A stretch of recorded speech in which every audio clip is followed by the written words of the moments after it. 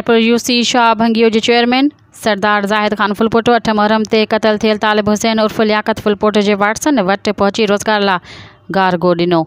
शहीद जे वाटसन पारां संदन जो शुक्रियो अदा। सरदार ज़ाहिद ख़ान फुलपोटो पारां ऐलान आला इख्तियारनि खां मक़तूल जे खून में मुलविस जवाबदारनि खे गिरफ़्तार करण जो मुतालबो। तफ़सील मूजिब टंडो मस्ती भरिसां यूसी शाह भंगियो जे चेयरमैन सरदार ज़ाहिद ख़ान फुलपोटो पारां 8 मुहर्रम ते क़त्ल थियल तालिब हुसैन उर्फ़ लियाकत फुलपोटो जे वाटसन वटि पहुची संदसि खे रोज़गार करण लाइ कार्गो गाॾी ॾिनी, जॾहिं त शहीद जे वाटसन पारां सरदार ख़ान फुलपोटो जो शुक्रियो अदा कयो। इन मौक़े ते सरदार ज़ाहिद ख़ान फुलपोटो चयो त शहीद तालिब उर्फ़ लियाकत फुलपोटो जो बेगुनाह क़त्ल जी सख़्त मज़म्मत कयूं था। आला इख्तियारनि खां मुतालबो था कयूं त जल्द संदसि क़त्ल में मुलविस जवाबदारनि खे गिरफ़्तार करे खेनि केफ़री किरदार ताईं पहुचाए वञे।